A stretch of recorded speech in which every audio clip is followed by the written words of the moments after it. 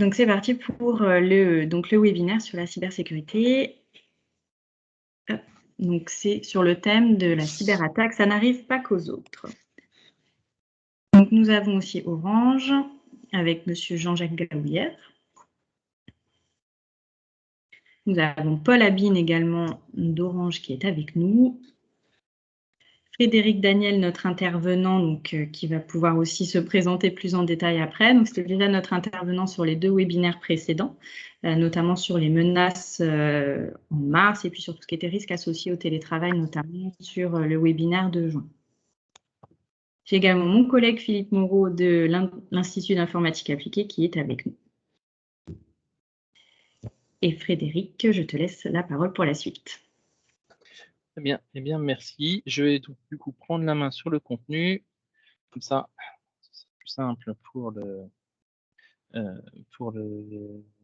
tourner les slides au fur et à mesure.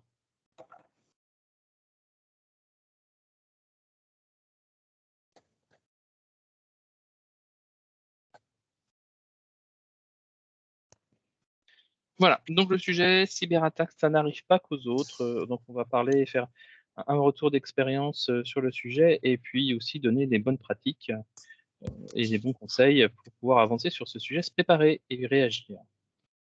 Pour cette présentation, donc je vais laisser Paul et Robert introduire un peu des activités d'Orange par rapport à la CCI.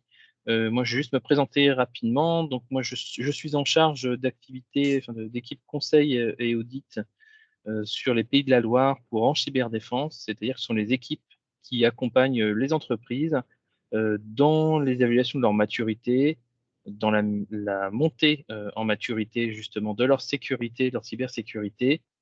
J'accompagne aussi sur les crises opérationnelles certaines structures, lorsque malheureusement une crise cyber arrive chez elles, et je les prépare. L'objectif étant qu'on puisse être le plus résilient possible face à cette menace et ce risque de plus en plus présent. Paul, Robert. Oui, bonjour à tous, Robert Mitu, donc je suis le délégué régional pour Orange en Pays de la Loire et très heureux d'être parmi vous pour introduire ce webinaire. Déjà pour vous remercier d'être présent sur ce 3e atelier webinaire sur un sujet majeur, mais je pense que vous le savez puisque vous êtes présent à ce webinaire qui est la lutte contre les cyberattaques. Remercier bien sûr l'ensemble des intervenants et la collaboration que l'on a avec la CCI Mayenne et sous le patronage de la préfecture pour mettre en œuvre ces ateliers. Le titre de cet atelier de cet après-midi est plutôt explosif. Ça n'arrive pas qu'aux autres, les cyberattaques. Et malheureusement, les faits nous montrent que ça a été largement amplifié depuis la crise sanitaire, puisque c'est le constat qui a été fait au niveau national que l'année 2020 a connu 4 fois plus d'attaques, de cyberattaques que l'année 2019. Certaines ont été médiatisées, celles qui concernent plutôt les grands groupes industriels, les industries, les laboratoires pharmaceutiques, les hôpitaux.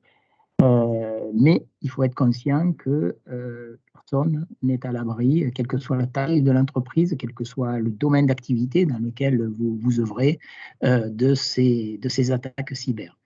Alors aujourd'hui, merci donc à l'intervenant d'Orange Cyberdéfense, Frédéric, qui va vous donner quelques clés de lecture par rapport à ça, comment se préparer à une crise, comment la gérer au mieux, et comment, en effet, pouvoir organiser à minima une activité si vous êtes victime d'une telle crise. Le sujet est majeur. Orange, dans ses activités que je qualifierais de stratégiques, a aujourd'hui, évidemment, s'est doté d'une division cyberdéfense avec de nombreux experts qui sont reconnus non seulement au niveau français, mais je dirais au niveau européen. Nous avons la chance d'en avoir quelques-uns dans notre région, Pays de la Loire, mais aussi région voisine, Bretagne, France Centre à Rennes, et puis beaucoup d'experts aussi sur Nantes. Donc, cette proximité territoriale a fait que voilà, on s'est rapproché des chambres de commerce pour pouvoir vous apporter cette lecture autour de la Je ne vais pas être plus long, hein, parce que je pense que ce qui est important, c'est vous attendez les paroles et la présentation que va pouvoir faire notre frère Frédéric sur ce sujet-là.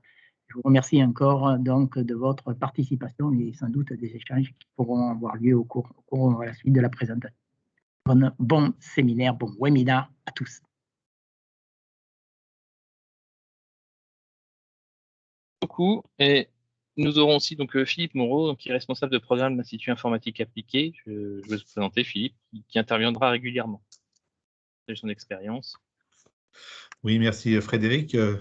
Oui, je vous remercie en tout cas d'être présent sur ce webinaire et je remercie également nos partenaires pour que l'on puisse animer toute cette série sur un thème extrêmement sensible et sur lequel l'Institut informatique l'est particulièrement. Ça fait plus d'une douzaine d'années qu'on travaille sur nos parcours pour sensibiliser nos jeunes à la sécurité et les former au métier de la cybersécurité, et c'est d'autant plus important en ce moment avec tout ce qu'on constate. Donc oui, je me permettrai quelques questions peut-être pendant la présentation de Frédéric, hein, mais c'est vrai que ce qui est important, c'est déjà d'être porteur de messages, et c'est important que vous soyez présents pour écouter certaines informations, même si on pourrait sembler déjà les connaître. Il est important de toujours répéter, hein, pour qu'à un moment donné, on soit vraiment persuadé que c'est l'affaire de tous et pas l'affaire que des grands groupes, hein, comme c'était expliqué tout à l'heure lors de l'introduction. Hein. On sait que les attaques sont adressées à tout type de public, et on aura l'occasion d'en évoquer certains tout à l'heure. Merci. Merci. Je vous propose de continuer. Je vais passer rapidement sur Orange Cyberdéfense. Je pense qu'on en a bien parlé. On est dédié à ces sujets, que ce soit l'anticipation, l'identification, la protection, la détection, la réaction pour la cyberdéfense au niveau de pas mal de structures. Et on ne s'occupe pas que des grands, on s'occupe de toutes les structures, toutes les sociétés, toutes les collectivités de la région. Donc, on a eu l'occasion d'accompagner des structures de moins de 100 personnes et aussi bien des plus grosses structures. Voilà, je vous laisserai regarder ça par la suite. L'important, c'est plutôt de se focaliser sur la menace cyber déjà. J'en avais parlé la première fois, je vous avais donné, pour ceux qui étaient présents, un panorama assez complet de la menace cyber. Je vais aller assez rapidement sur cette partie-là et je vais surtout parler du constat. C'est que, on l'a dit tout à l'heure, on a de plus en plus de cybercriminalité. Il y a l'opportunité de contexte de la crise Covid avec des gens qui travaillent, qui sont en télétravail. Donc ça, c'était le dernier atelier où on a parlé de la façon de protéger les personnes qui sont en télétravail et en mobilité. Le fait qu'on stocke beaucoup de données maintenant sur des dispositifs personnels ou sur des clouds publics, là on doit faire attention pour le transfert de données, pour du travail collaboratif, et la frontière pro-perso qui devient de plus en plus ténue. Je me souviens, il n'y a pas si longtemps de ça, d'un comité de direction où un des directeurs me disait « Oui, mais moi, j'ai besoin d'avoir les enfants qui vont se connecter pour faire leurs devoirs et j'ai dû laisser mon PC pour qu'ils puissent l'utiliser. » C'est parfois compliqué. Les règles ont beau être strictes, c'est-à-dire on ne doit pas l'utiliser pour ça. Je dirais que l'usage fait que des fois, on va passer outre. Et enfin, on a des dérogations exceptionnelles donc, à la politique de sécurité. On a beau fixer des... Alors, tout le monde n'a pas des politiques de sécurité établies, clairement formalisées. Il y a des règles de base qui sont édictées. Comme je disais pour l'exemple pro-perso, on a de plus en plus d'exceptions qui ont été faites pour permettre aux gens de télétravailler. Je reprends juste sur le top 10 des risques en France. Donc, c'était une étude Alliance qui avait été faite en 2019 et qui était renouvelée en 2020. Et de la partie cyber-incident. Donc, cyber-incident, ça comprend plein de sujets autour de la SPAC et le ransomware, beaucoup d'autres sujets, est devenu le risque numéro 1 au devant de plein d'autres risques allant du vol, de la corruption, du risque politique. Et on est passé donc, en 5 ans de quelques dizaines de milliers d'euros à plusieurs millions pour certaines structures, donc les plus grosses qu'on connaisse. Je ne sais plus si c'était pas 14 ou 20 millions le dernier aux États-Unis, mais en moyenne, on doit être autour de 180 000 euros pour des petites structures. Ce qui n'est pas anodin en termes de finances assorties. En général, lorsque vous avez une défaillance, une cyberattaque, le risque de défaillance c'est vraiment très important derrière. On est quand même à 80%, ce qui avait été estimé à l'époque, qui font, d'ici en 3 mois, sont en défaillance. Le fait que lorsqu'on apprend que vous avez subi une cyberattaque aussi, la valeur donc, patrimoniale recule. Je vais passer rapidement. Il faut savoir quand même que de plus en plus, une cyberattaque derrière, que ransomware ou pas, c'est souvent l'exfiltration de données qui est réalisée et de ce fait, vous avez de l'atteinte aux données personnelles et quand ce ne sont pas vos données stratégiques et certaines confidentielles. Donc même si des structures nous disent mais moi j'ai aucune donnée vraiment confidentielle et stratégique, vous avez toujours au moins de la donnée personnelle. J'avais regardé un peu les dernières statistiques quand même pour mettre un peu à jour et tout ça. L'ANSSI avait publié donc la partie augmentation donc des attaques, cyberattaques entre 2019 et 2021. Donc vous voyez quand même, on avait parlé de 4 fois plus tout à l'heure, donc c'est un peu plus que c'est quand même 255%. La tendance est toujours à la hausse sur 2021. Pas de ralentissement de l'activité de ces attaquants qui utilisent toutes les opportunités. Et puis, il faut comprendre que c'est pas que le ransomware, hein, même si j'ai beaucoup insisté sur le sujet là, au premier atelier, on a quand même aussi beaucoup d'attaques de ce qu'on appelle la compromission de mails professionnels, c'est-à-dire la fraude au président, les faux changements de coordonnées bancaires, l'envoi de fausses factures. Encore aujourd'hui, je recevais une demande d'une structure que j'accompagne sur comment réagir sur une tentative de fraude au président. Et ça, régulièrement, j'en ai. Et donc Kaspersky, qui est un éditeur d'antivirus assez connu, ils avaient identifié entre mai et juillet 2021 plus de 9500 attaques bloquées par leur antivirus. Donc imaginez ce qui bloque, imaginez tout ce qui ne bloque pas. Donc on est vraiment sur l'utilisation d'attaques sur les mails professionnels importants. Et enfin, j'ai pris les chiffres d'un assureur international qui a fait un rapport sur plus de 6000 entreprises dans le monde. Et ce qui remonte, c'est que 33% des TPE, PME déclarent avoir subi une cyberattaque. Ce n'est pas rien, c'est quand même très ciblé. Donc, quand on parle de cyberattaque, c'est qu'on a eu un impact important détecté, sans compter tous les petits incidents de sécurité que les grosses entreprises, donc une entreprise de plus de 1000 employés, remontent plus facilement, identifient plus facilement. Voilà pour le contexte. Ce que je vous propose, c'est d'aller regarder un peu une crise. Donc, c'est une crise, une structure que j'ai eu accompagnée fin d'année dernière, début de cette année, sur une attaque de ransomware. Et ce que je voulais partager avec vous, c'était un peu comment ça s'est passé, quelles ont été les premières 24 heures déjà. Et puis ensuite, on va regarder un peu comment ça s'est rétabli, les pratiques autour du rétablissement. Et dans un second temps, on va enfin aller regarder comment se préparer à tout ça. Je ne vais pas rentrer dans le détail. Le principe qu'il faut retenir, c'est souvent les attaques ont lieu le week-end, tout simplement parce que les attaquants ciblent un moment où ils estiment que l'activité sera plus faible, où il y aura moins de présence dans l'entreprise. Bon, là, on est sur une entreprise qui travaillait aussi un peu le week-end, il y a moins de personnes de l'informatique. Donc, ils ont pu identifier le vendredi, alors 23h45, des impressions.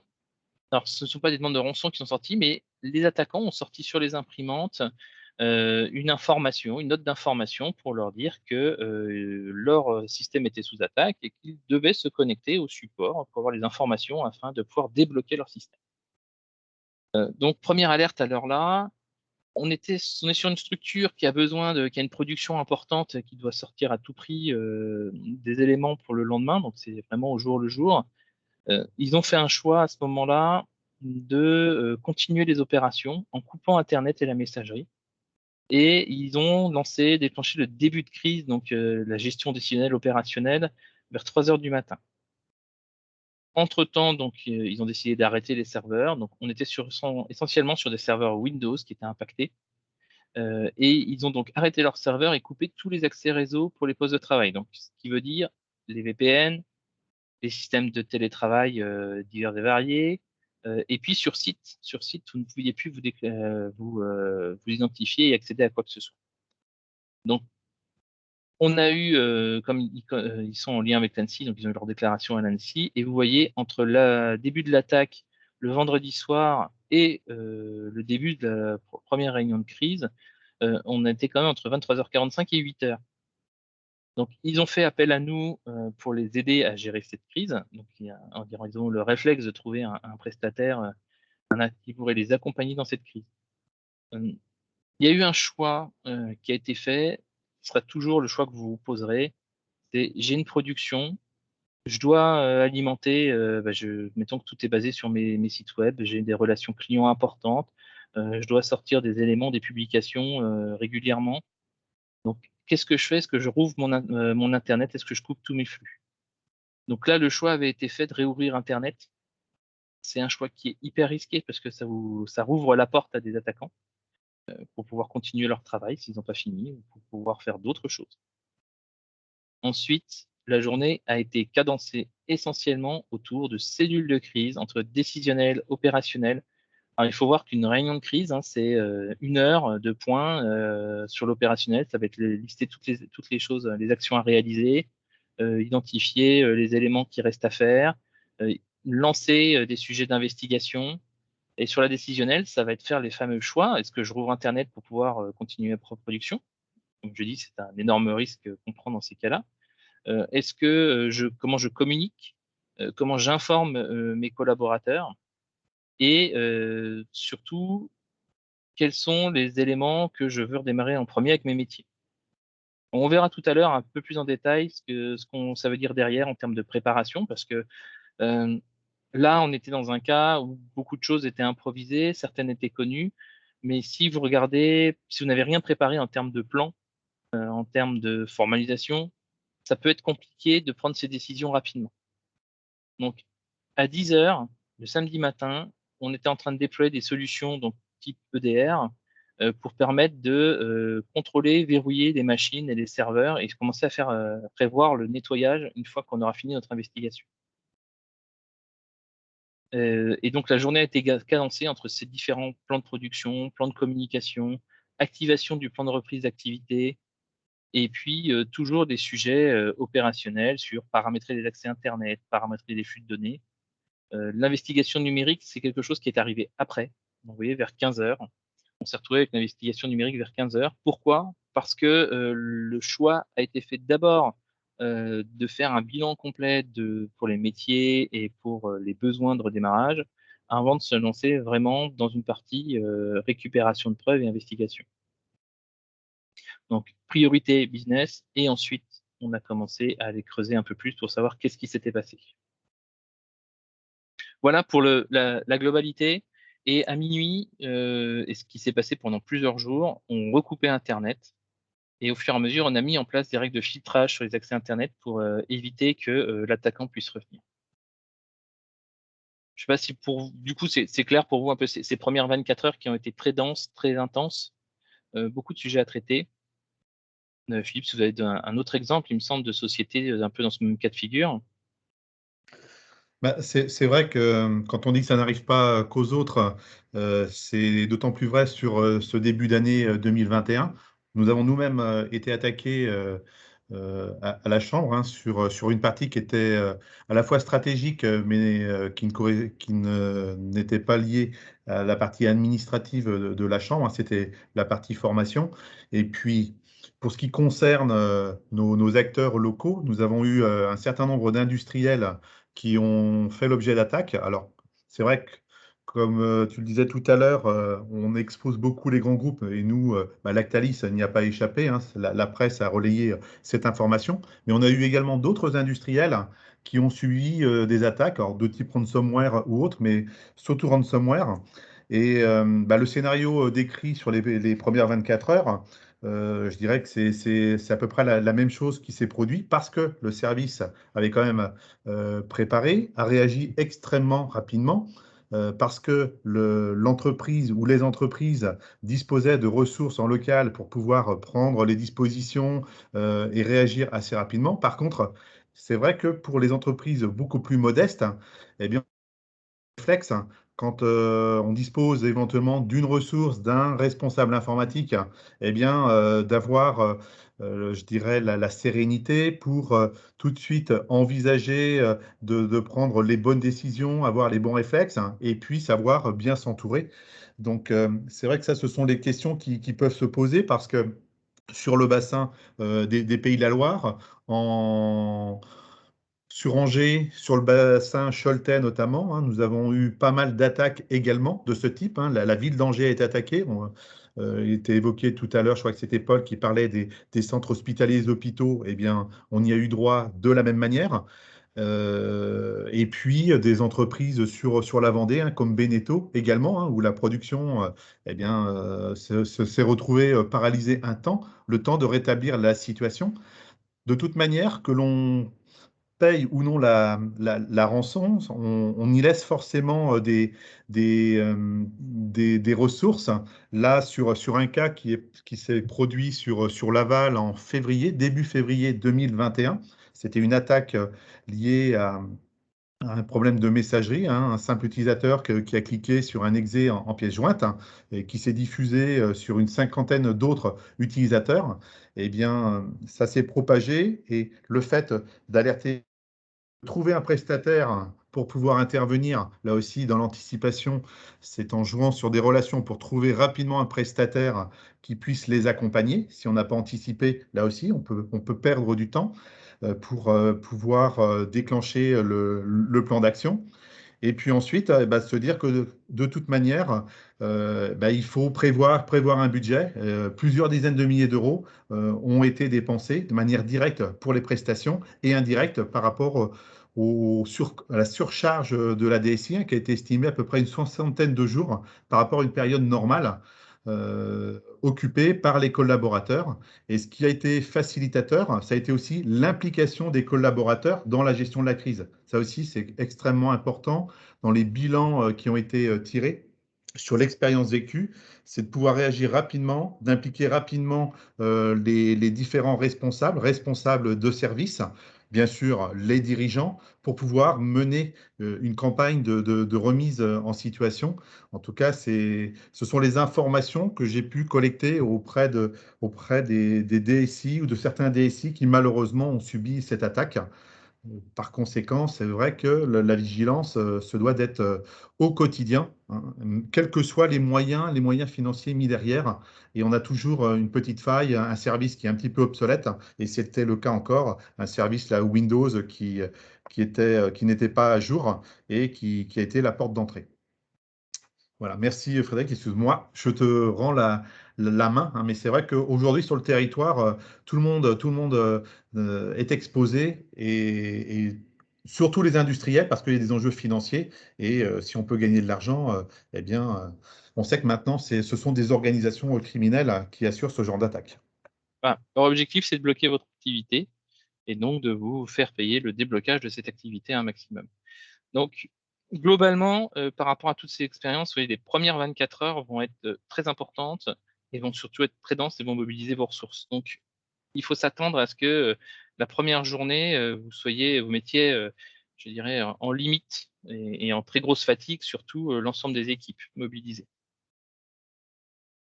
Si on continue après sur les étapes de la crise, on regarde un peu sur le long cours parce que là, 24 heures, les premières 24 heures, on essaie de rétablir un maximum de choses, mais il faut comprendre que tant qu'on n'est pas avancé dans l'investigation, pour identifier de manière certaine ce qui est la cause de cette attaque, parce que c'est un ransomware avec une personne connectée de l'autre côté, ce qui est la majorité des attaques actuellement. Est-ce que c'est un ransomware automatisé ou semi-automatisé, ce qui peut être demain le cas? On ne peut pas se dire qu'on peut redémarrer nos systèmes directement. On doit à minimum comprendre ce qui se passe, comprendre l'attaque qu'on a subie pour pouvoir y répondre et pouvoir reconstruire de manière sereine. Donc, on va passer la première semaine généralement à assurer certaines productions. Ne vous attendez pas à avoir des accès Internet, messagerie dès la première semaine. On va souvent plutôt être bloquer tous ces accès et ne prendre que le strict minimum et le strict vital. souvent, ce qu'on a pu avoir comme structure, on était sur des redémarrages à peu près à 50-60% de l'activité, ce qui est déjà pas mal sur la première semaine. Donc, pour les structures aussi qui veulent, qui témoignent sur le sujet. Et ce qu'on a en général, donc c'est, on passe plusieurs semaines à faire de la coordination, à gérer notre crise, à accompagner les maîtrises d'œuvre, les maîtrises d'ouvrage pour redémarrer, accompagner nos métiers. On va avoir toute une phase d'investigation entre une semaine pour l'investigation préliminaire à 2 voire 3 semaines pour avoir une investigation plus complète qui va nous permettre, donc, dans un premier temps, de comprendre la menace, que je vous disais tout à l'heure, dans un deuxième temps, d'identifier, si on y arrive et s'il y a encore des traces, d'où est venue l'attaque, et d'identifier un peu plus précisément les types d'implants qu'on a eu pour pouvoir les mettre sous surveillance. Parce que lorsque vous avez subi ces attaques, il faut comprendre où est-ce qu'ils ont pu, qui vont nettoyer.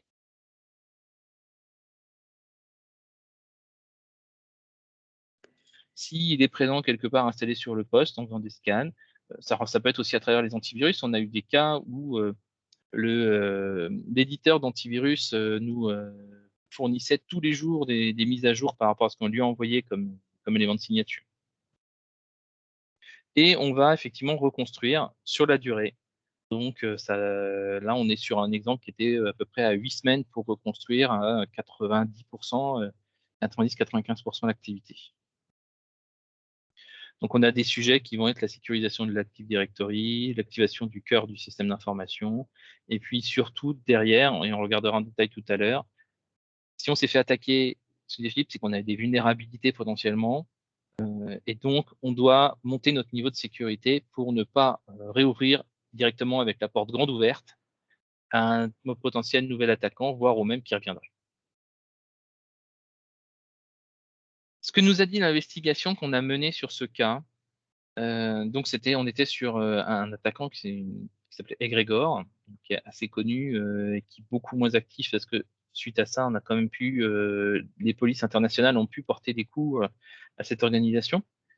On se rend compte qu'on est à J-20 heures pour une première activation, J-1 journée pour une exfiltration probable, et puis on remonte dans le temps et on se rend compte qu'à J-60 à peu près, on a la première trace de compromission. Donc l'investigation de deuxième niveau va nous permettre d'identifier ce genre de choses. Et des fois, on découvre qu'on avait la présence, c'est un agent Tesla, c'est un implant qui est connu, mais qui n'a pas été utilisé pour cette attaque, mais ça faisait 300 jours qu'il était là, il n'était pas détectable. Voilà, donc on a pu remonter toute une chronologie et on voit toutes les actions de ces attaquants qui, je vous expliquais ça la dernière fois sur le mode d'attaque d'un ransomware, hein. Ils sont d'abord compromis, ensuite ils ont déployé des outils pour aller regarder comment ça se passait sur le réseau, comment c'était composé, où étaient vos faiblesses, sur quoi ils pouvaient prendre le contrôle. Là, ils ont essayé de prendre le contrôle d'un compte administrateur et ils ont réussi à en prendre. Jusqu'à ce qu'ils activent cette attaque. Voilà pour le cas très concret. Maintenant, ce que je vous propose, c'est de regarder comment s'y préparer et réagir. Alors, je ne vois pas s'il y a des questions sur le chat, parce que je suis en mode présentation. Si vous avez des questions, n'hésitez pas, on me les remontera. Mais n'hésitez pas, je regarde de temps en temps pour voir s'il y a des questions qui arrivent. Merci. Alors maintenant qu'on a montré cet exemple, c'est bien, mais comment on s'y prépare? Je vais vous donner 3 notions pour savoir si vous êtes prêt demain à subir une crise cyber. D'abord, est-ce que vous avez un plan de gestion de crise cyber? Alors, ça peut être des grands mots derrière, mais ça peut être assez simple à mettre en place. Donc, de la gouvernance, de la communication et des moyens identifiés. Est-ce que vous avez un plan de défense cyber? C'est-à-dire de quoi organiser une réponse opérationnelle. Et puis, est-ce que vous avez un plan de continuité métier adapté? On parle d'informatique, on parle de cyber. Derrière, il y a quand même des métiers, des business qui fonctionnent. On a parlé industrie. Est-ce que, par exemple, vos chaînes de fabrication ou les personnes qui travaillent, vos collaborateurs, ont des ordres de fabrication qui sont imprimés tous les débuts de semaine en format papier ou sauvegardés sur un poste hors du réseau, Est-ce qu'ils ont des méthodes, des moyens de travailler sans l'informatique? Il y a des milieux où on peut, il y en a d'autres où on ne peut pas du tout. Des fois, il faut prévoir avec les métiers des manières de contourner l'informatique si jamais on devait l'avoir indisponible pendant un temps, alors, la plupart du temps limité.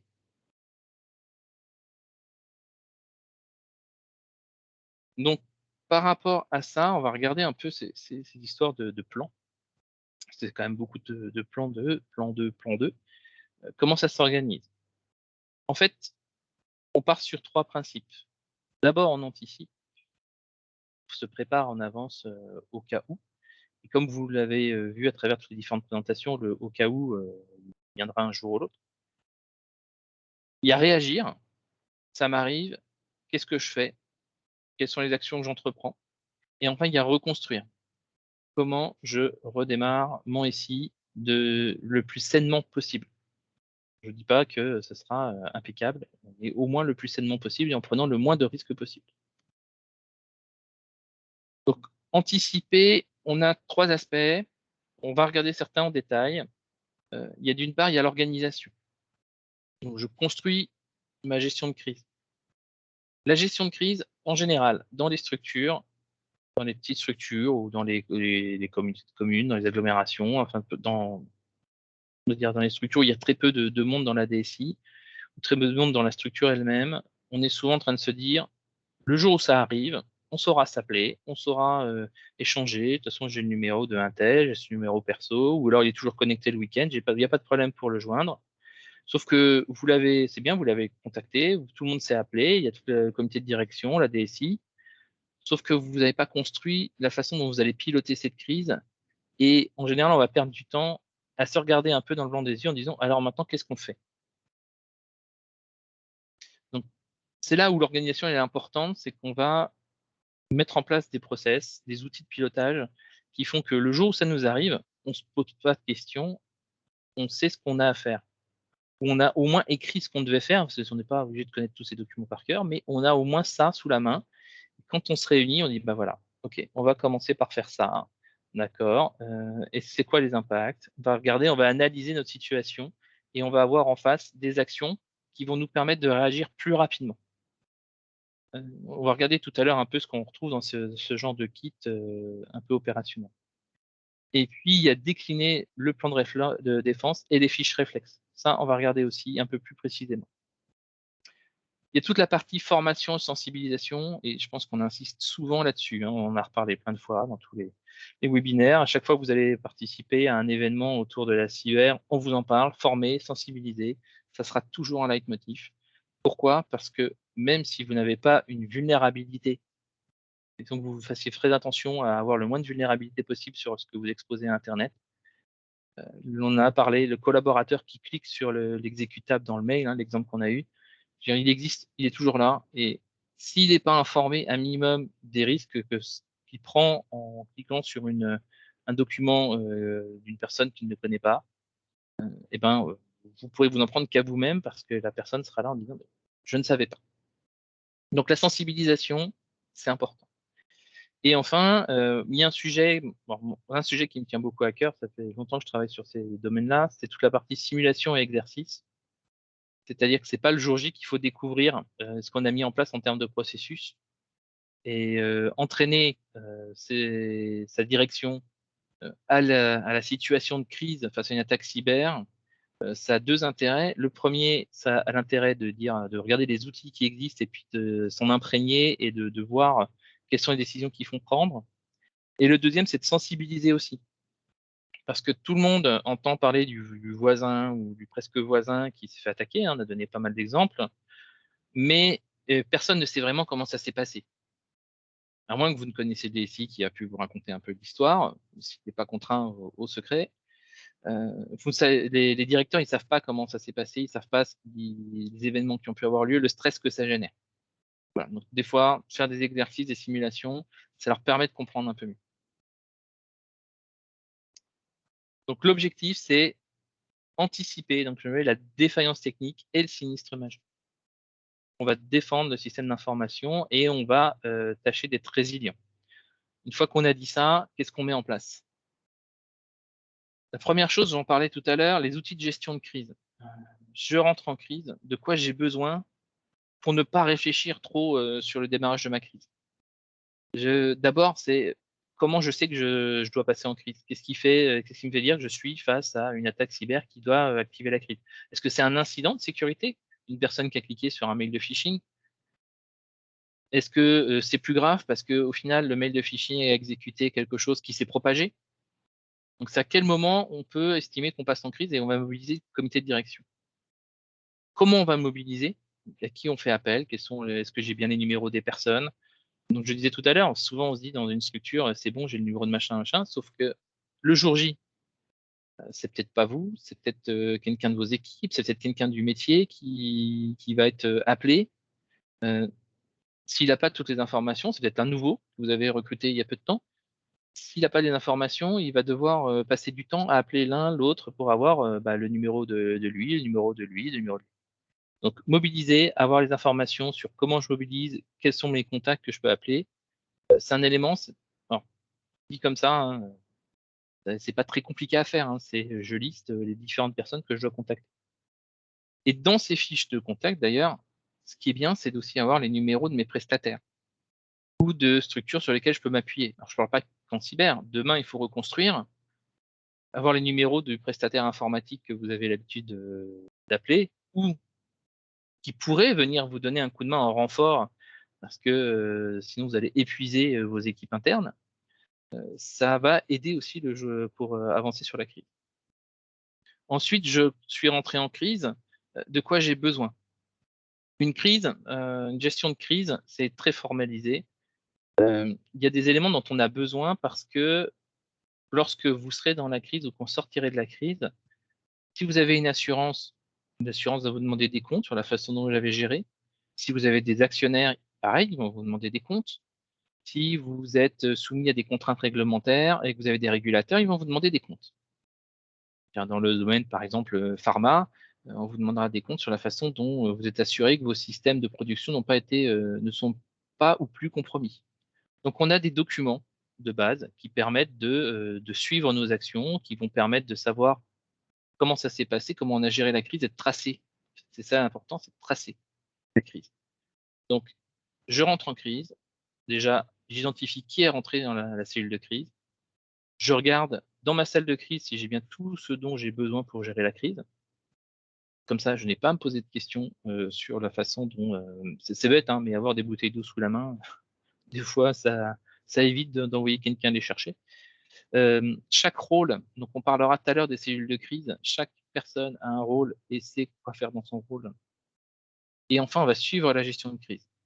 Donc, j'ai besoin de quoi? J'ai besoin d'une main courante ou d'un journal de crise, on est à peu près sur la même problématique, qui vont me permettre de tracer mes décisions, mes actions, et surtout de se rappeler qu'à tel moment, ah bah tiens, on avait décidé de telle personne, on peut mettre le nom de la personne à qui est attribuée cette action, et suivre la résolution de l'action. Parce que dans le feu de la crise, on peut lancer plein d'actions, et puis si on n'a rien tracé, on se retrouve 1 heure après, 2 heures après, et on ne sait plus ce qu'on avait décidé, on ne sait plus quelles actions on voulait entreprendre. Et on va passer à côté de certaines actions qui étaient importantes, comme par exemple couper le réseau. Et on peut à côté avoir des documents complémentaires qui vont nous permettre de savoir, je suis face à un ransomware, je suis face à une propagation de virus, j'ai des fiches réflexes qui me permettent de savoir quelles sont mes premières actions, mes actions à réaliser, qu'est-ce que je dois suivre. Je disais tout à l'heure, couper le réseau, vérifier les comptes, changer les mots de passe utilisateurs, etc., etc. On en parlera par rapport au plan de défense.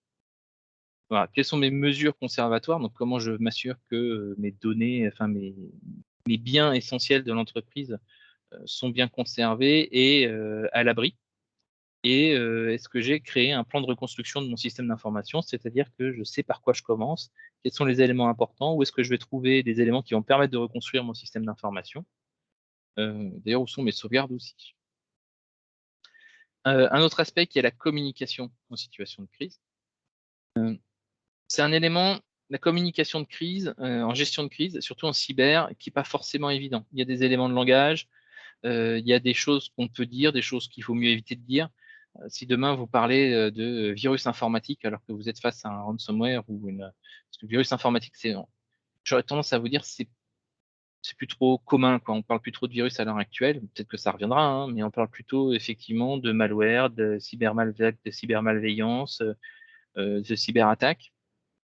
Et puis c'est pas une honte hein, de prendre une cyberattaque, sachez-le. Ça arrive à beaucoup de monde. Et montrer qu'on sait de quoi on parle et qu'on sait comment réagir et traiter, c'est super important.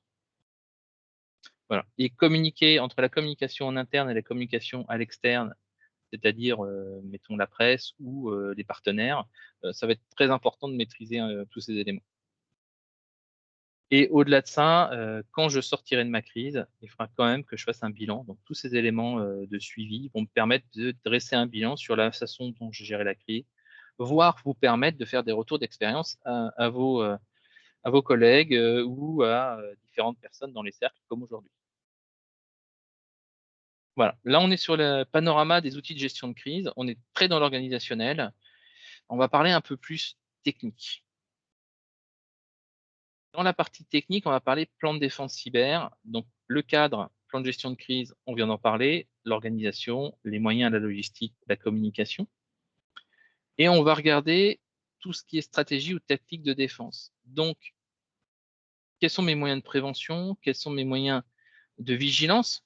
Il y a un point qui est important dans l'anticipation, c'est de se tenir informé de ce qui se passe dans le monde cyber, dans les cybermalveillances autour de moi. Non pas juste l'entreprise d'à côté, mais savoir, par exemple, quand vous êtes abonné à un CERT, ou vous regardez le CERT de l'ANSSI tout simplement, savoir qu'en ce moment, il y a une vulnérabilité majeure sur tel système d'information. Donc, il y a toute une stratégie d'anticipation qui va vous permettre de limiter votre exposition à des vulnérabilités, qui vont vous permettre de savoir qu'en ce moment, il y a des campagnes d'attaques importantes sur tel ou tel secteur industriel, tel ou tel secteur hospitalier. Quels sont mes moyens de détection? Qu'est-ce qui me permet de dire je suis potentiellement dans un incident cyber qui pourrait dégénérer? J'ai un support utilisateur, une personne qui appelle le support, qui parle d'un comportement anormal du poste, c'est un moyen de détection. C'est un premier moyen de détection, sans aller forcément vers des solutions techno importantes. Je regarde régulièrement, par exemple, si les comptes administrateurs se connectent à des instants où ils ne devraient pas. Souvent, vous n'allez pas vérifier les logs autour de ça, ce qui peut vous aider dans un premier temps, sans forcément, comme je disais, mettre en place des gros outils. Enfin, ça va nous permettre aussi de définir notre stratégie de réaction, de remédiation. On va voir un peu plus en détail.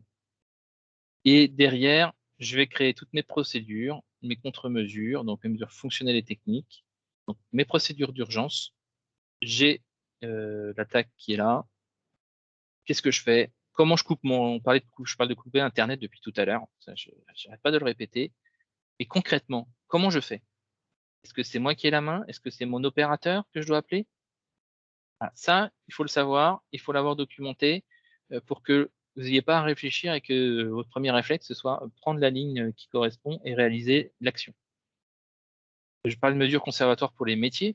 Donc les métiers, c'est OK, j'ai plus d'informatique, mais je peux faire telle action en attendant. Mes fiches réflexes, j'en ai parlé sur les différents scénarios. Ils vont être soit d'un niveau macro pour les cellules de crise, soit d'un niveau très technique pour des opérateurs. Comment, je parlais de couper le réseau tout à l'heure, mais ça peut être comment je lance le changement des mots de passe de tous mes utilisateurs. Quelles sont les contraintes que je vais avoir? Comment je communique auprès des utilisateurs pour leur dire que le mot de passe, il faut qu'ils le changent à la prochaine connexion. Et toute la partie reconstruction, remédiation.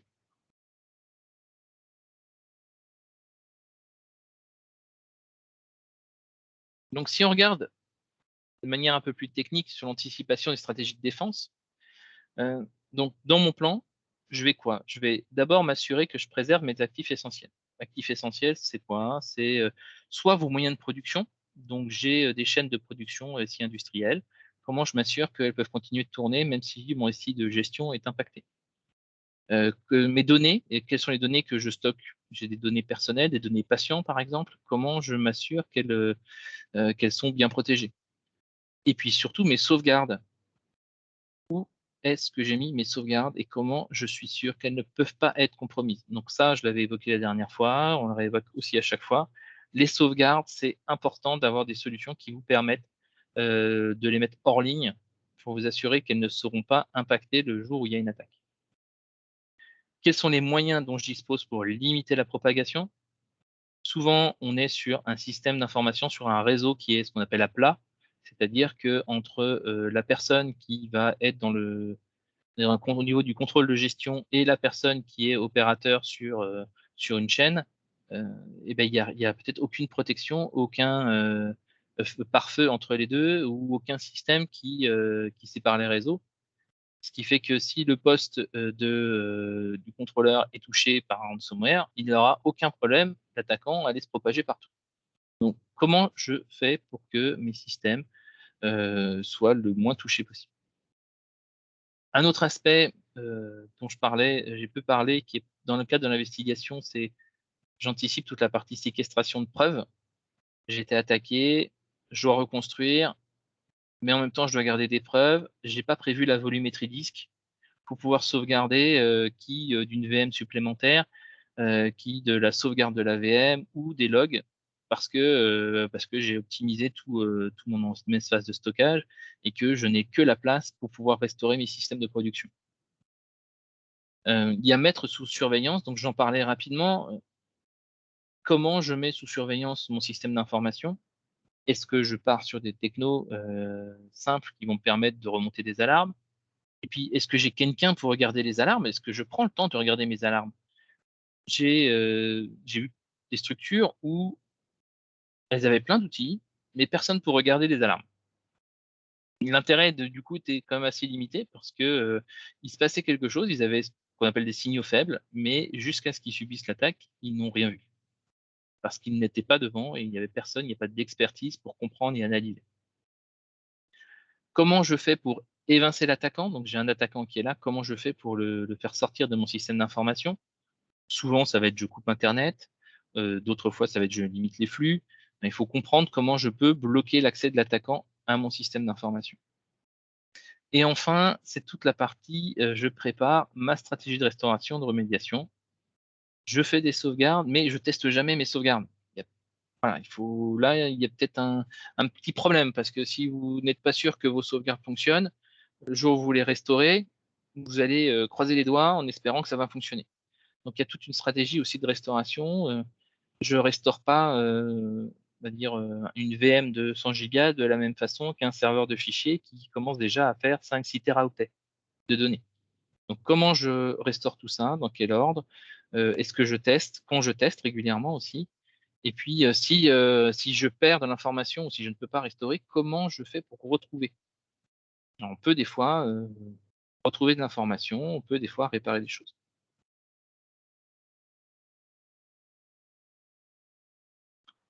Et pour le moment où ça nous arrive, on crée des mesures donc et des modes opératoires qui vont permettre donc le jour J d'isoler les sites. Donc je suis sur un environnement multisite, j'ai une MPLS, du BVPN, enfin peu importe la technologie que vous avez entre les sites. Comment je fais pour isoler un site rapidement par rapport aux autres? Donc quelles sont les actions que je dois mener? Isoler les flux internet, ça je vais beaucoup parler déjà. Comment je change les mots de passe en urgence? Quelles sont les actions que je dois faire? Les impacts métiers? Comment je patcher mes systèmes? J'ai pas pris le temps d'appliquer le patch sur la 0D Microsoft qui est sorti. Comment je fais? Quelles sont mes actions pour pouvoir faire patcher rapidement cette vulnérabilité qui a été exploitée par un attaquant ou qui pourrait l'être? Et donc mes actions de rétablissement. Donc j'ai fait ma stratégie de restauration. Maintenant, il faut que je définisse mes mesures pour rétablir mon système. Donc ça, c'est anticipé. Et puis je mets un peu l'axe aussi sur s'exercer. Je parlais de restaurer des sauvegardes régulièrement, patcher, tester mes capacités opérationnelles. Pas forcément que l'exercice de crise, mais se préparer et voire des fois tester le week-end ma procédure d'isolation du site ou ma coupure de flux. L'idée derrière s'exercer, c'est toujours la même, c'est le jour où ça m'arrive, je dois réfléchir le moins de temps possible sur ce que je dois faire et surtout sur résoudre le script parce qu'il y a une virgule ou un point-virgule qui n'était pas au bon endroit et du coup, je vais passer 10 minutes, un quart d'heure à les débugger pour comprendre pourquoi ma ligne de commande ne passe pas.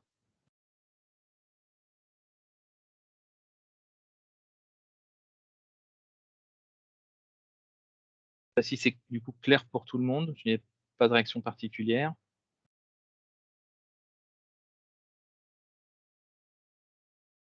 Bon. J'ai anticipé, je me suis préparé, j'ai mis en place beaucoup de choses. Le jour J, ça m'arrive. Qu'est-ce que je fais? Donc là, on est parti vraiment dans la réaction. Première chose, je déclenche mon dispositif de gestion de crise. Ça a l'air basique comme ça, vu tout ce qu'on vient de dire en anticipation. Mais j'enclenche mes cellules de crise dites opérationnelles et décisionnelles. Je coordonne mes actions de sécurité donc, sur tout mon domaine. Et puis, je vais accompagner des métiers pendant la crise. Donc, on en a parlé tout à l'heure, les mesures conservatoires, les mesures de continuité métier, la communication aux employés aussi. Donc, on aide, il faut travailler avec votre entreprise, vous, pour communiquer dans la crise cyber. Et l'autre aspect, quand ça vous arrive, à moins que vous soyez un expert cyber passionné, donc vous fassiez en plus de votre activité de DSI, de responsable informatique, beaucoup de cyber dans votre temps libre, vous n'êtes pas expert du domaine. Et donc, analyser une attaque, comprendre comment ça s'est passé, quel est le mode opératoire et comment je vais identifier les implants qui ont permis de m'attaquer, là, c'est une affaire d'experts. Donc là, on est plutôt sur les experts en réponse à incident. C'est là où tout à l'heure, je vous parlais dans les fiches contacts, c'est identifier ces experts, savoir à qui vous pouvez faire appel. Et à savoir que vous n'en listez pas qu'un, vous en listez plusieurs.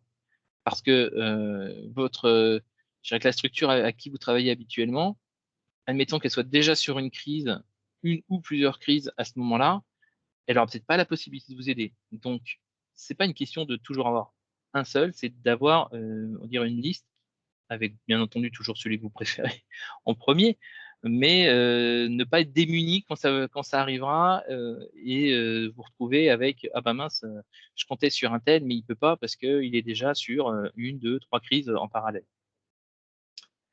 Donc, ces experts, ils vont aider donc à analyser l'attaque, comme je disais tout à l'heure, et puis à déployer la stratégie de remédiation. Donc, confiner l'incident, expulser l'attaquant, et puis accompagner sur la reconstruction, la surveillance du système d'information. J'en ai parlé, c'est j'identifie le type de. Alors quand je parle d'un plan depuis tout à l'heure, hein, c'est quel DLL, quelle entrée dans la base de registre, quel fichier en mémoire permet à un attaquant de prendre la main sur votre système, d'exfiltrer de la donnée ou de chiffrer vos informations. Ça, il faut vraiment une expertise pour identifier. Si on fait un peu un zoom, je vous parle de cellules de crise décisionnelle, cellules opérationnelles. Pourquoi je fais une dichotomie? Pourquoi je sépare un peu les deux? Il y a une activité qui va être votre comité de direction qui va prendre des décisions, votre directoire, peu importe le terme que vous avez dans votre structure. Il est là pour élaborer les plans de communication, faire le pronostic, prendre les décisions stratégiques, faire des points de situation, et puis toute la partie, on va dire, communication, un peu toute la partie haut niveau. Au contraire d'une cellule opérationnelle qui va plutôt être là pour gérer les opérations. Si je reprends l'exemple du début, le cas réel qu'on avait, on avait bien une séparation entre les deux, c'est-à-dire que la cellule opérationnelle faisait le suivi des actions techniques, on était vraiment dans les mains dans le cambouis à regarder, tiens, on a fait telle action, là il faut qu'on lance telle action technique, et à l'issue de ces réunions, de ces points de crise, on remontait l'information à la cellule décisionnelle sur là, on voudrait faire telle action qui va, on va par exemple changer les mots de passe de tous les utilisateurs. Ça a un impact qui n'est pas neutre au niveau des métiers. Certains métiers que ça va impacter plus fortement que d'autres. Donc, on va demander à la cellule décisionnelle, donc, où on a les responsables métiers, de valider cette action. Mais ce qu'on veut éviter, c'est d'avoir des gens dans la même réunion qui vont à la fois avoir une réflexion au niveau métier, impact, mes partenaires, comment ça va se passer, et en même temps qu'on commence à parler technique, et puis que je te coupe le lien MPLS, parce que souvent, je dirais, les responsables vont pas comprendre de quoi vous parlez dans les éléments techniques. Et on va se retrouver dans des situations, on va passer plus de temps à essayer de tergiverser autour d'un terme, à quoi ça correspond, et essayer de l'expliquer, qu'à prendre des décisions, à lancer des actions concrètes. Voilà, donc quand je parle de cellules, ce sont deux équipes séparées qui ne traitent pas des mêmes informations, et l'une reportant à l'autre et l'autre donnant les décisions à l'opération. C'est pas forcément, on n'est pas forcément dans des cellules au sens, on va dire, bonne pratique du terme, avec à chaque fois des rôles, des personnes qui sont identifiées pour faire telle et telle chose. Sur l'opérationnel, surtout, c'est plutôt des gens qui sont autour de la table et qui font du concret.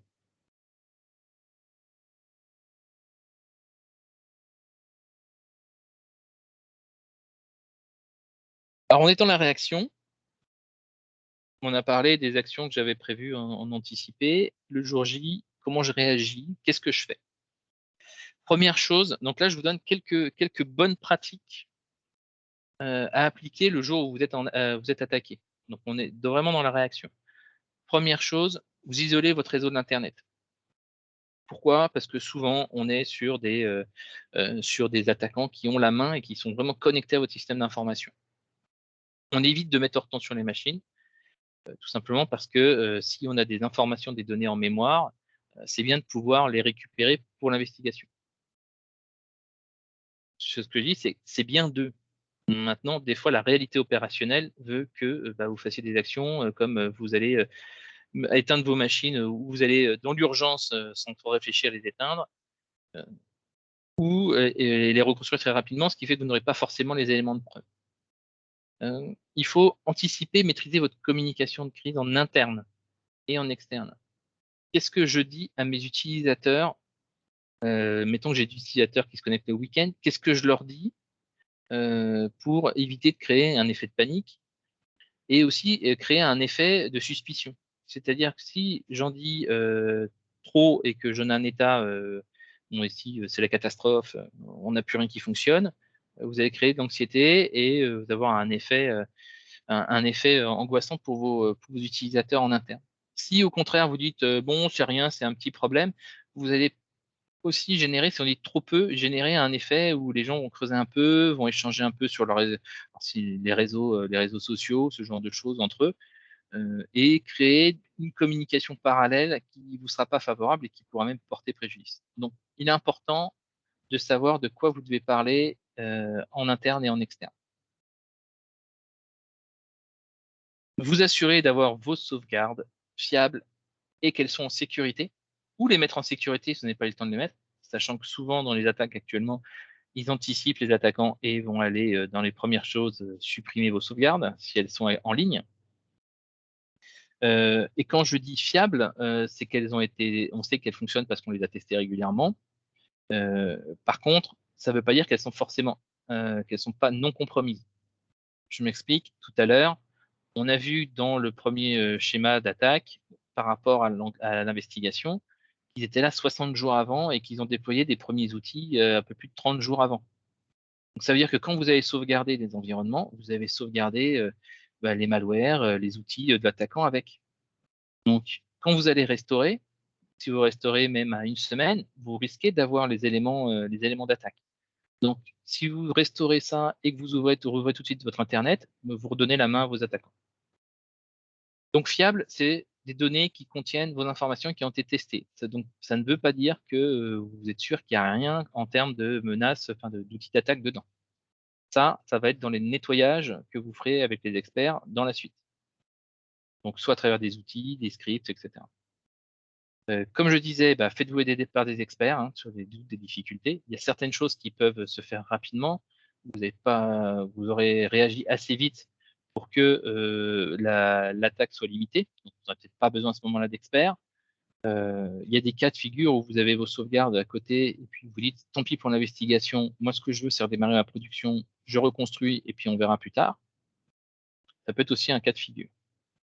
Porter plainte, quoi qu'il arrive, c'est comme je disais tout à l'heure, c'est pas honteux, il faut dire ce qui nous arrive, il faut en parler, il faut partager, il faut, comme je disais, porter plainte auprès de la police ou de la gendarmerie, parce que s'ils peuvent récupérer des éléments d'investigation, ça va leur permettre de remonter à certains groupes d'attaque. Je prends un exemple, Egrégor dont on parlait tout à l'heure, c'est parce qu'on a participé avec les polices qu'on a on a donné des éléments sur ces attaquants, des données qu'on avait récupérées, des adresses IP, plus les efforts d'autres sociétés qui avaient été attaquées, ils ont pu remonter et démonter une partie de ce réseau. Et enfin, reconstruire sur des bases saines, ce que je vous disais tout à l'heure, vos sauvegardes ne sont pas forcément saines, par contre, ça va être reconstruire votre Active Directory, revoir vos paramétrages pour qu'ils soient propres, nettoyer les sauvegardes et les systèmes d'exploitation au maximum pour ne pas avoir de traces des malwares qui restent. Bon, j'ai mis une petite phrase en plus. Hein. Oui. Frédéric, il y a une question. La plainte à la police ou à la gendarmerie, est-ce qu'elle est automatiquement transférée à l'ANSSI? Non. Non, pas à ma connaissance. L'ANSSI n'est pas automatiquement mis dans la boucle par rapport à votre attaque. Alors, je ne sais pas s'il y avait une personne de l'ANSSI qui Non, mais on a connectait. la gendarmerie qui est dans les participants. Voilà. Je ne sais pas s'ils peuvent préciser. Sinon, la suite de la question, c'est de savoir comment on peut solliciter l'ANSSI.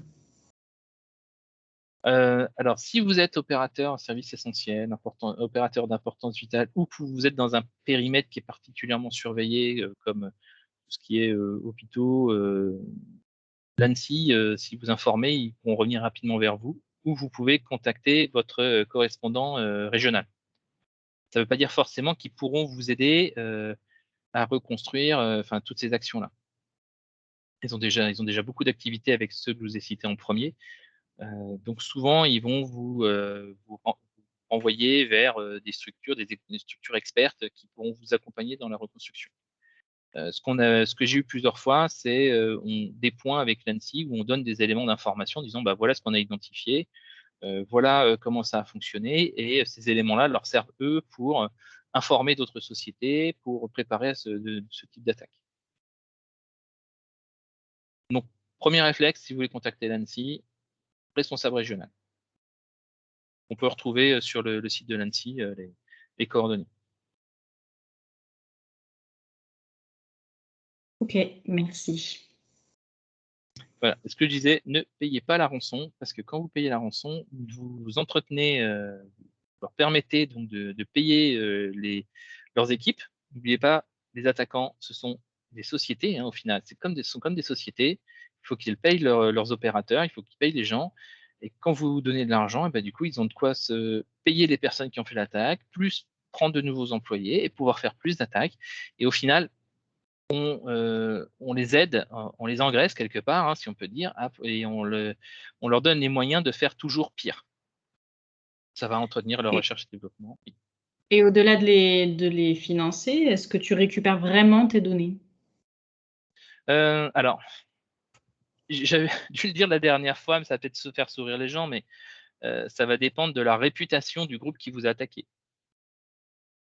Tout simplement, certains groupes très connus, j'avais listé la dernière fois un certain nombre de groupes, veulent maintenir leur réputation, et donc ils vont systématiquement redonner les données. Et vous aurez accès à vos données, etc. Vous pourrez reconstruire. Maintenant, il y a des groupes beaucoup moins scrupuleux, toujours marrant d'utiliser ce genre de terme dans un cas pareil, mais et qui ne vous rendront jamais vos données, vous aurez payé dans le vent. J'ai même vu j'ai pas vu personnellement, mais des structures où même avec la récupération de la clé de déchiffrement de leurs données, on finit par restaurer depuis leur sauvegarde, parce que de toute façon, ça leur prenait plus de temps de déchiffrer que de restaurer. L'autre aspect, c'est quand vous avez une exfiltration de données, ce qu'on appelle la double extorsion, c'est d'une part, vous payez une rançon pour pouvoir débloquer votre système, et d'autre part, pour éviter qu'ils ne diffusent vos données. OK, ils vont s'engager à ne pas diffuser publiquement vos données, mais ça n'empêche qu'ils les ont quand même, et que ça peut toujours servir dans ces milieux mafieux pour d'autres activités. Que ce soit pour préparer une future nouvelle attaque, que ce soit pour préparer une attaque contre d'autres, des clients ou des partenaires. Donc, quoi qu'il en soit, si vous payez la rançon, vous pourrez peut-être redémarrer, mais vous n'êtes pas sûr de ce qui va se passer par la suite, que ce soit au niveau de vos activités ou d'activités de partenaires, ou dans des futurs, comment dirais-je, je parlais tout à l'heure des fraudes au président, mais des personnes qui vont faire de l'usurpation d'identité. J'ai vu on a eu des structures où elles ont payé la première rançon et en fait, il s'avérait qu'il y avait un deuxième chiffrement et elles ont dû repayer une deuxième rançon. Donc voilà. Payer la rançon, de toute façon, n'apporte pas forcément, vous n'êtes jamais sûr à 100% de récupérer vos informations et vos données. D'accord. Philippe, tu voulais intervenir? Oui, alors justement parce que c'est vrai que c'est toujours le dilemme, hein, et aujourd'hui quand on regarde les chiffres, il y a quand même 58% des entreprises qui payent la rançon par rapport à celles qui sont attaquées, hein. C'était c'est une donnée qui est sortie cette semaine et moi j'ai eu l'occasion de rencontrer un dirigeant, hein, qui a lui-même qui travaille pour des clients et qui a des données de ses clients sur ses serveurs et qui me dit, bah moi de toute façon, si je me fais attaquer, je vais quand même prévoir un budget pour pouvoir payer la rançon. C'est vrai qu'on est toujours un peu partagé de respecter un peu la règle, je ne vais pas payer, mais face à l'attaque, eh bien, on a aussi envie de s'assurer tous les moyens possibles pour sortir de la crise, être en mesure de redémarrer l'activité. Donc, c'est vrai que c'est toujours facile de dire il ne faut pas payer, mais on se rend compte que dans la tête des dirigeants, c'est pas aussi simple de d'appliquer la règle parce qu'il y a la pression de l'activité elle-même, la pression des clients qui peuvent contraindre à devoir payer malgré tout la rançon. Alors c'est vrai que tout dépend aussi, hein, on prend un risque, on peut payer puis se retrouver avec une organisation malhonnête et qui ne restaure pas, qui ne donne pas les éléments pour rétablir la situation. Mais il semblerait quand même que plus de la moitié font malheureusement préfèrent payer la rançon plutôt que de payer le risque, de prendre le risque de ne rien payer et de se retrouver complètement paralysé. On a des gros exemples, hein, sur des grosses structures. Tout à l'heure, je vous parlais des 11 millions, 20 millions sur des boîtes américaines, elles ont payé. Oui. Elles ont payé, elles ont récupéré avec alors, du coup, le FBI a commencé à s'en mêler, ils ont récupéré une partie de ce qu'ils avaient payé, mais au final, je veux dire, ça ne fait qu'entretenir encore plus ce système. Et on est Ah, d'accord, hein, c'est que des fois, ben, on n'a peut-être pas le choix si on n'a pas préparé, on n'a pas anticipé. Nos sauvegardes sont complètement chiffrées. J'ai aucun moyen de récupérer mon activité. Ah ouais, la question va se poser. alors après, quelque chose qui n'a pas forcément à voir, mais qui est malgré tout en lien, c'est que le développement et je dirais la légalisation de la crypto-monnaie favorise énormément ce type d'activité aujourd'hui, puisqu'on n'a plus moyen de tracer les échanges financiers. En tout cas, ça brouille énormément les pistes. Et on avait aussi la problématique des assurances qui étaient prêtes, pour certaines, à rembourser la rançon. Alors Alors, ça a été le cas, mais ça va être moins le cas. c'est vrai que là, il y a un groupe français, alors je ne sais plus si c'est AXA qui maintenant ne souhaite plus, ne veut plus assurer ce genre de dommages et ne prendra plus en compte ce genre je dirais, enfin, les rançons ne seront plus assurées par cette assurance. Et là aussi, c'est vrai que sinon, c'est une escalade, hein. Quand on commence à rembourser, eh bien, les tarifs vont être augmentés, puisqu'on sait que l'entreprise pourra s'appuyer sur l'assurance, donc on pourra éventuellement lui en demander davantage pour pouvoir lui extorquer des fonds encore supplémentaires, hein. Tout à fait. Alors si vous pensez cyberassurance, d'ailleurs, de manière générale, hein, sachez que beaucoup d'assurances, assurances cyber prennent en charge toutes les actions et remboursent une bonne partie des actions d'investigation, de remédiation, de reconstruction.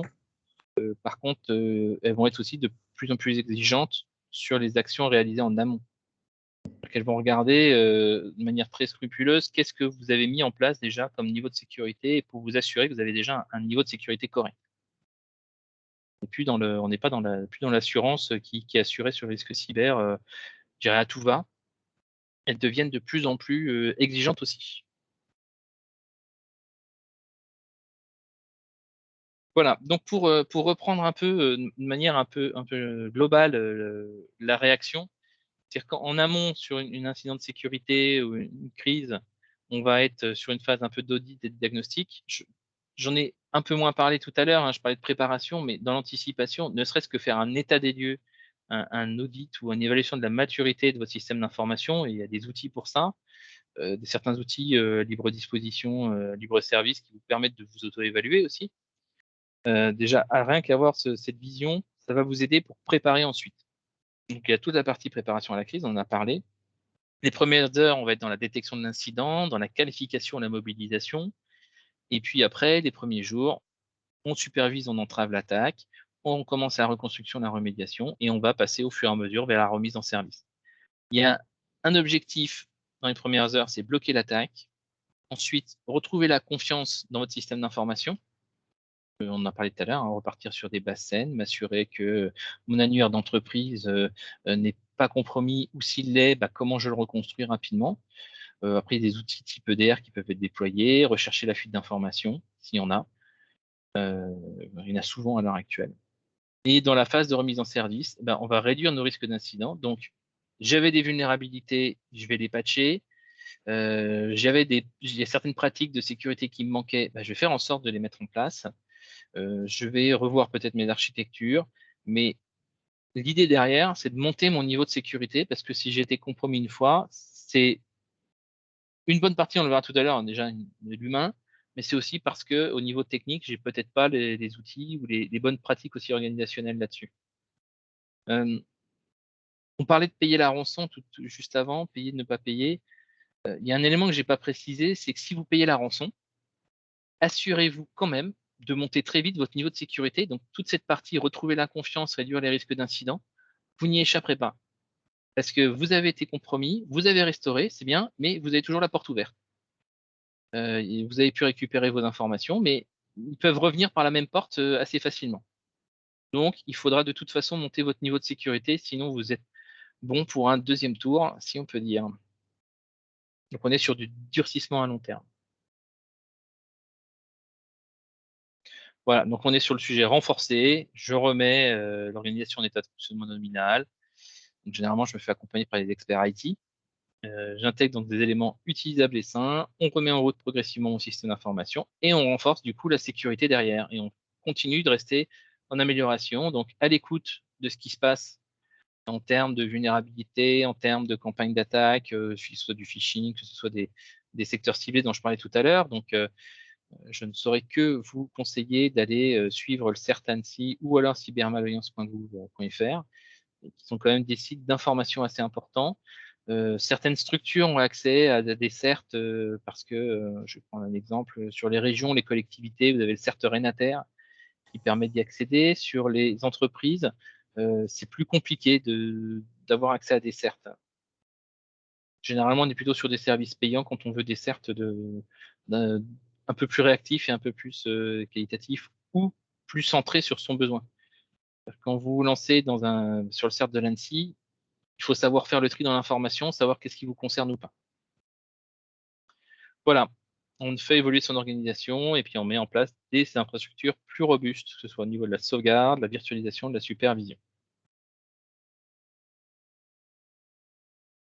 Donc, si on résume tout ça, les grands aspects, donc détection, remédiation, j'anticipe, et quand ça m'arrive, je fais en sorte de pouvoir restaurer rapidement. Et puis, qu'est-ce que ça confirme une crise? Alors, d'une part, c'est que c'est l'affaire de tous. On insiste et je reviendrai dessus encore. Tout le monde dans l'entreprise est concerné par la cybersécurité. On est de plus en plus connecté. Je dirais que c'est un peu une palissade. Tout le monde en parle, que ce soit la digitalisation, l'industrie 4.0, etc. Donc, on a des objets dans tous les sens. Qui de la tablette qui doit connecter à son système logistique pour pouvoir optimiser ses flux. Qui d'ailleurs ces équipements hospitaliers qui sont connectés pour pouvoir faire un suivi global de mes chambres et de mes patients. On a un niveau d'expertise des attaquants qui s'élève, ça continue, c'est une course permanente. Je n'avais parlé la dernière fois, c'est toujours d'actualité. D'ailleurs, pour l'anecdote, beaucoup de structures avec qui j'ai travaillé dans les crises avaient des environnements Linux, par exemple, qui n'ont pas été touchés parce que les malwares avaient été créés pour du Windows, ou avaient des environnements AS400 qui n'étaient pas touchés. AS400, c'est quand même pas tout récent, hein, il faut quand même trouver du monde pour le gérer. Eh bien, figurez-vous que dans notre suivi régulier de ce qui se passe dans ce petit monde du dark web, on a identifié qu'il y avait des demandes, des recherches d'experts, donc pour ces groupes d'attaquants, d'experts Linux, d'experts AS400, pour pouvoir porter des attaques sur ces systèmes qui sont beaucoup moins touchés. Et on a aussi donc l'évolution des systèmes, donc c'est tout le temps on met des patchs, des nouveaux systèmes, etc. Ça laisse de nombreuses portes ouvertes. Je mets une nouvelle technologie aussi. Est-ce que cette technologie, elle est bien sécurisée? Elle est sécurisée à un instant T, mais demain, elle n'est peut-être pas suffisamment. Si vous suivez un peu toutes les activités des failles de sécurité, il y en a plein qui sortent régulièrement. Et on a aussi, il faut identifier donc la différence entre compromission et crise. Je vous en ai parlé tout à l'heure. À quel moment je suis juste sur un premier niveau et à quel moment je déclenche une crise.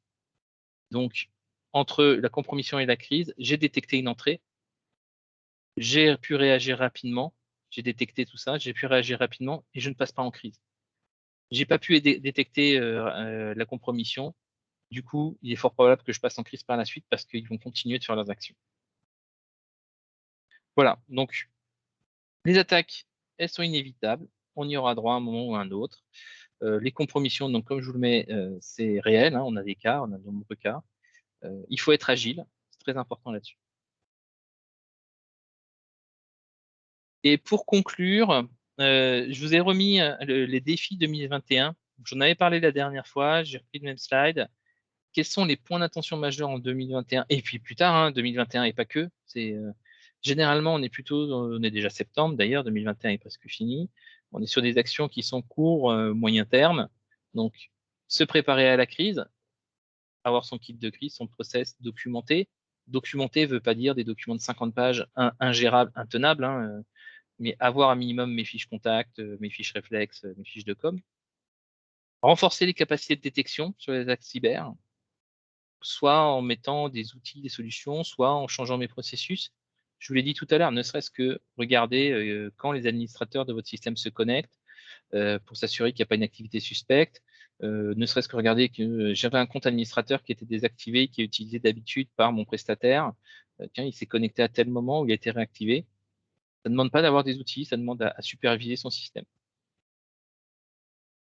Revoir sa politique de gestion des accès. Tout le monde administrateur du domaine, ça ne va pas le faire, clairement. Il faut s'assurer que les personnes ont accès au niveau dont elles ont besoin. Est-ce que tout le monde a besoin d'être administrateur de son poste? Est-ce que tout le monde a besoin d'accéder au serveur de fichiers ou à tous les répertoires du serveur de fichiers? On n'en parlera pas assez, mais quand je suis RH, j'ai besoin d'accéder qu'à mon répertoire RH. Peut-être un commun pour partager des infos, il faut s'assurer qu'il ne traîne rien dedans. Et je ne dois pas avoir accès au répertoire de la trésorerie. Parce que demain, si c'est le RH qui est compromis, on aura des infos RH compromises, mais pas forcément d'autres informations. Et puis, on peut aller sur des technologies, double authentification, protection des postes de travail. Protéger le dernier rempart qui est la sauvegarde. Voilà, j'insiste, je suis peut-être un peu lourd là-dessus, mais les systèmes de sauvegarde, c'est ce qui va vous sauver la vie, quoi qu'il arrive, si jamais vous êtes attaqué. Donc, multiplier, externaliser les copies. Alors, externaliser, ça veut dire les mettre offline, hein, pas forcément. Vous n'êtes pas obligé d'avoir les bandes que vous sortez et que vous emmenez chez vous ou dans un coffre-fort inifugé. Ça, c'est top quand vous avez, pour les risques d'incendie. Pour l'attaque cyber, vous n'êtes pas obligé d'aller jusque-là. Vous pouvez ne serait-ce qu'avoir certaines technologies qui vont mettre de côté des sauvegardes qui ne sont pas accessibles. Vérifier l'intégrité, c'est ce que je vous disais, hein, tester régulièrement. Et puis, les bases, on revient toujours sur la même chose, patcher, sensibiliser, auditer. Soit s'auto-auditer, soit demander à des experts de venir vous auditer quand vous avez des doutes, quand vous pensez que vous avez un niveau de cybersécurité à monter. Voilà. Et ce que je disais, l'humain, toujours là, en première ligne. Donc, je garde ce chiffre, je l'affiche à chaque fois. 95% des cyberattaques commencent par l'humain. Que ce soit de l'hameçonnage, que ce soit de l'erreur. Ça peut être un admin qui laisse un port ouvert ou qui laisse une porte ouverte sur votre VPN, par exemple. Voilà. On peut éviter tout ça avec une bonne sensibilisation. Voilà pour le sujet qui est assez vaste. Merci beaucoup, Frédéric. Est-ce qu'il y a des questions complémentaires que vous pouvez mettre dans le chat?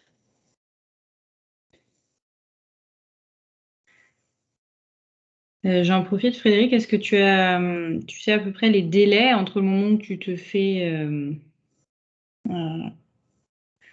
attaquer et le moment où on va dire que c'est rétabli à peu près comme au jour où tu t'es fait attaquer? Est-ce que tu as des moyennes de délai? Alors, des moyennes, ce que je vous disais un peu tout à l'heure, c'est qu'on a, on va avoir par exemple reprendre à peu près 50-60% de son activité en une semaine, c'est réalisable. Des fois, ça peut aller un peu plus vite. Et puis, être à 100% de ses capacités, c'est-à-dire revenir comme on était à l'état nominal. Alors déjà, je vous assure pas que vous le reviendrez, parce que j'ai par exemple des sociétés qui n'ont jamais rouvert tous les accès Internet. Ils ont installé des systèmes de filtrage. Donc les réseaux sociaux, vous oubliez quand vous êtes utilisateur dans ces structures. Mais ça peut passer un mois avant de rétablir complètement vos environnements, voire plus. Ok. Moi, Je sais pas si Philippe. Oui. j'avais une petite question, Frédéric. Je suis dirigeant d'une petite TPE ou une PME et je n'ai pas de ressources informatiques dans mon entreprise. Elle est trop petite pour ça. Cependant, je dispose d'outils informatiques qui ont été installés par des éditeurs logiciels, notamment un serveur clé en main sur lequel on peut se connecter en local, à distance, sur lequel il assure de la maintenance. Et puis, j'ai aussi eu besoin d'une autre suite logicielle et j'ai fait appel à un autre logiciel qui lui-même a installé également son propre serveur. Et donc, aujourd'hui, ça fonctionne très bien. Nos applications métiers tournent correctement. Est-ce que dans ce mode de fonctionnement, eh bien, je prends des risques et quels seraient eh bien, les premiers points de vigilance et les premières actions pour m'inscrire dans une démarche un peu plus cyber-sécuritaire? Alors, la question est pas anodine. Effectivement, je touche à rien parce que ça fonctionne. C'est pas c'est pas une bonne option. Pas un bon mode de fonctionnement parce que on identifie des vulnérabilités très régulièrement et quelque chose qui fonctionne pour mes applications métiers ne peut pas dire qu'il n'a pas des failles de sécurité béantes. Donc, ce que je dois surtout voir avec mon infogérant, mon mainteneur, c'est qu'il s'occupe de tous ces aspects sécurité et que c'est bien dans le contrat qu'il gère cet aspect maintien des patchs de sécurité et maintien du niveau de sécurité de mes environnements. Et aussi avec le côté suite métier. Les applications, pareil, on peut avoir des failles, des vulnérabilités dans les applications. Il faut que je suive aussi et que je m'assure que mon éditeur régulièrement fait bien un point et met à jour ces environnements avec des patchs de sécurité. On ne peut pas rester à ne rien faire. Donc en fait, il serait intéressant que je regarde un petit peu mes contrats, que je les regarde un petit peu plus en détail et éventuellement eh bien, les faire évoluer avec un avenant. M'assurer aussi que la prise de main se fasse avec un certain contrôle, en étant averti que des comptes d'accès à distance ne soient pas ouverts en permanence, le cas échéant pour des mises à jour ou toute autre action. Voilà, on tombe dans des sujets. Alors, quand on est d'une petite structure, on ne va pas se lancer dans ce qu'on appelle des plans assurance sécurité, c'est-à-dire qu'on demande à son mainteneur de nous écrire tout un plan qui explique comment il assure sa sécurité du système, mais à minimum avoir des clauses contractuelles qui engagent notre mainteneur sur le maintien du niveau de sécurité. Alors bien sûr, ça a toujours un coût à l'heure actuelle, hein, ça se négocie. Merci Frédéric. Est-ce qu'il y a éventuellement d'autres questions avant de conclure?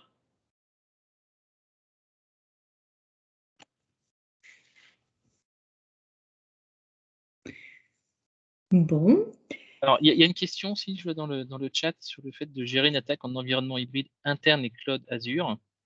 Alors, la problématique par rapport aux environnements hybrides, c'est si par exemple vous êtes en cloud Azure et que votre Active Directory, donc votre base d'identification est partagée et que les comptes sont les mêmes entre l'interne et le cloud Azure. Déjà, si vous avez une compromission de compte sur l'interne, vous aurez une compromission de compte sur votre environnement cloud. Donc, Là, alors, est-ce que j'ai un exemple concret? Dans les structures que j'ai eu à gérer, non. J'ai des collègues qui ont eu à gérer des structures qui étaient essentiellement qui étaient en mixte. Il y a des pratiques sur les accès, sur les resets de mots de passe, les changements de mots de passe, et sur la revue aussi des comptes. Alors, il y a un aspect sur le Cloud Azure, c'est qu'on peut se connecter en dehors du réseau d'entreprise. Et donc, si vous changez pas les mots de passe rapidement, vous aurez un attaquant, même si vous coupez le réseau interne, vous aurez un attaquant qui aura toujours accès à vos informations dans le cloud. Je ne sais pas si ça répond à votre question.